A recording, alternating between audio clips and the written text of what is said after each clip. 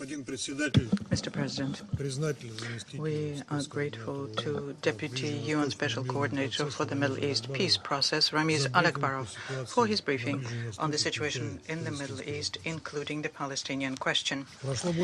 It has been more than a month since the agreement between Israel and Hamas on the cessation of hostilities were reached, and in this short time, much more has been achieved than in the 2 long years of war.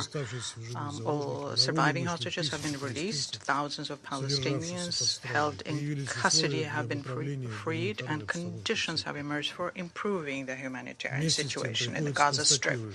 At the same time, it must be noted that with the conclusion of these agreements, it's still too early to speak of long-awaited peace.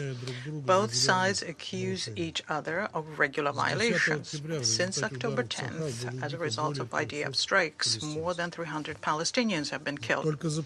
And just in the last 24 hours, as a result of shelling, 33 people were killed in Khan Yunis and Gaza City. The reasons for this unjustifiable brutality was retaliation for an alleged Hamas attack against Israeli positions on Khan Yunis, although the Hamas movement denies involvement in this. The bodies of 3 hostages have not yet been returned. There are still significant restrictions which remain on the delivery and distribution of humanitarian aid in the Strip. A distinctive feature of recent days in Gaza has been the yellow line dividing the Strip into territories controlled by Hamas and the IDF. The construction of barriers and fortifications on the Israeli-controlled side indicates that the occupation of the Strip is a long-term nature, and this poses daily risks for Gazans who find themselves on opposite sides of the barricades, similar to what was the situation for the residents of divided Berlin. Moreover, many sections of the yellow line are unmarked, and there are frequent instances when Palestinians come under fire crossing the line without realizing that. We are also alarmed by reports of arbitrary changes by Israel to the yellow line in some areas of Gaza in violation of the ceasefire agreement. Mr. President, the instability on the ground, where it would be more appropriate to speak of a situation of neither war nor peace, is compounded by uncertainty regarding further steps to implement the peace agreement. When will the Palestinian Authority return to power in Gaza? When will Israel withdraw its troops from the Strip? How will Hamas be disarmed? All of these questions are directly interconnected, and the lack of detail in President Trump's plan was something that allowed the parties to reach an agreement. Well, at this stage, without a candid and concrete answers, peace efforts may get bogged down in endless mutual accusations of violations of the agreement's conditions. Unfortunately, the UN Security Council Resolution 2803, adopted a week ago, did not provide clarity on this. It sets out rather broad frameworks for the future Board of Peace, which is tasked with overseeing Gaza reconstruction, as well as the force mandate for the International Stabilization Forces, which are to be deployed in coordination with Israel and Egypt. We are convinced that the effective functioning of these bodies depends on how closely they will interact with the Palestinian side. It's also important to define as soon as possible the timelines for transferring authority in the enclave to the Palestinian authorities and for the withdrawing of IDF units from the Strip. At the same time, we have not yet heard of any potential troop contributing country willing to participate in the force's operations. Colleagues, what would motivate militants to lay down their arms if there is no certainty that Gaza's future will be in the hands of Palestinians themselves rather than occupying forces or some international body? In addition, reports of Israel sponsoring certain Palestinian groups to fight Hamas are troubling. Such actions can have very dangerous consequences. History knows many such examples. These doubts are further fueled by provocative rhetoric from Israeli high officials. For example, statements made by Israel's Minister of National Security, Itamar Ben-Gvir, when he says there is no such thing as a Palestinian people, and his incitement to who kill senior Palestinian Authority officials do not, and I'm putting it mildly, do not contribute to establishing a sustainable peace process. It is noteworthy that even the cautious and vague wording on Palestinian self-determination in Security Council Resolution 2803 provoked a storm of indignation in Israeli political circles, which demanded that the Prime Minister unequivocally confirm the inadmissibility of creating a Palestinian state. Overall, we observe a dangerous trend when the parties to the conflict prefer to single out individual elements beneficial to them of the agreements, turning a blind eye to their own obligations under the agreement. We call on both parties to approach the implementation of the agreement in good faith and make every effort to avoid a return to war. Special responsibility for implementing the peace initiative lies with the United States and the countries which unequivocally supported the American resolution. Despite all of its shortcomings, we did not block the passage of the document at the request of our Palestinian and Arab friends in order to give Washington an opportunity to try achieve progress in resolving the long-standing Palestinian-Israeli conflict. And the key to this is in an impartial approach where the interests and concerns of both sides are equally taken into account, regardless of alliances and criticism from radical forces. It is extremely important that the peace plan approved by the Council on November 17th brings us back to the path of a two-state solution, which received the approval of a majority UN member states during the 2 rounds of high-level conferences in New York. We will closely monitor the implementation of Security Council Resolution 2803 and expect clarifications from the American side on the formation of the Board of Peace and the ISF and its compliance with the accumulated international legal framework on the Middle East, as well as the interests of Palestine and Israel.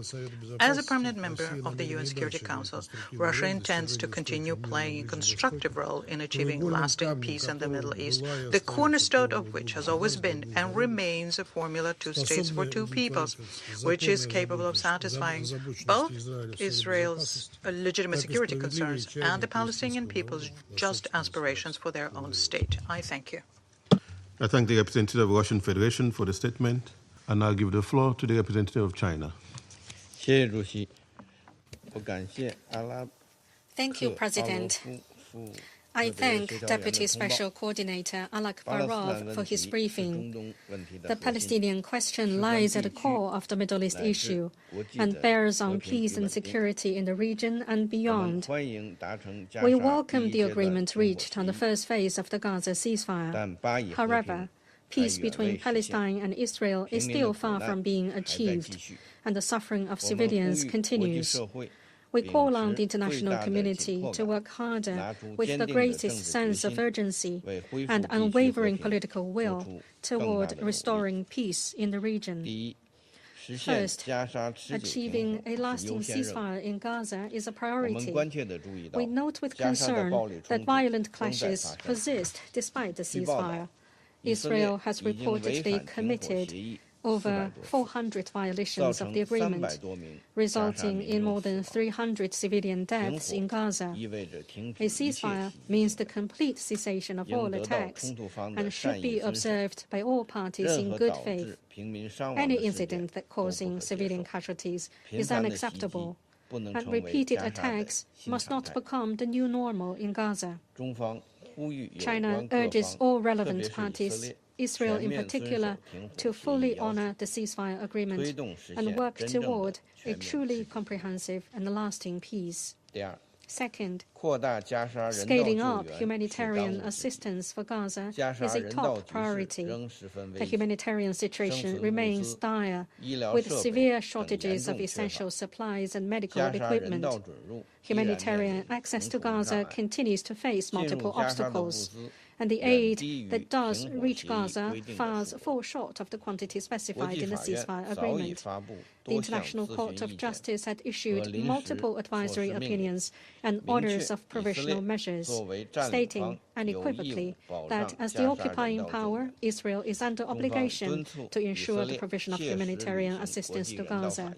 China urges Israel to fully comply with its obligations under international humanitarian law, open all crossing points, lift restrictions on humanitarian access, and ensure that UNRWA and other humanitarian agencies can carry out their relief operations. Third, easing tensions in the West Bank is a pressing demand. The occupying powers' continued settlement expansion and connivance at settler violence have further fueled the tensions in the West Bank. As documented by the UN, there were more than 260 incidents of settler violence last month alone, resulting in significant civilian casualties and extensive property damage, making it the most devastating month since 2006. Settlement activities violate international law and Security Council resolutions, erode the foundation for an independent Palestinian state, and impinge on the living space of the Palestinian people. Israel should cease all settlement activities, curb settler violence, and stop undermining the foundation of governance by the Palestinian Authority. Fourth, implementing the two-state solution represents the only solution. Both Gaza and the West Bank are the inseparable parts of the Palestinian state. Last week, the Security Council adopted Resolution 2803. Relevant countries should act responsibly toward the people of Gaza, the Security Council, and the international community by promptly reporting relevant developments to the Council so that the Council remains seized of and meaningfully engaged in the matter. Any future arrangements on Gaza should be guided by the principle of Palestinians govern Palestine and respect the will of the Palestinian people. The international community must redouble efforts to advance the two-state solution, oppose any unilateral actions that undermine its foundation, and support the early realization of independent Palestinian statehood and full UN membership. President, China has consistently and firmly supported the just cause of the Palestinian people in restoring their legitimate national rights. China will continue to work toward a lasting ceasefire, improved humanitarian situation, and at an earlier date, a comprehensive, just, and lasting solution to the Palestinian question based on relevant UN resolutions and a two-state solution. I thank you, President. Do you want to watch more videos like this one? If yes, subscribe to our channel and press the bell icon next to it. We have decided to bring videos on something nobody talks about: African politics, economy, and increasing power. Thanks for watching, and until the next video, stay tuned.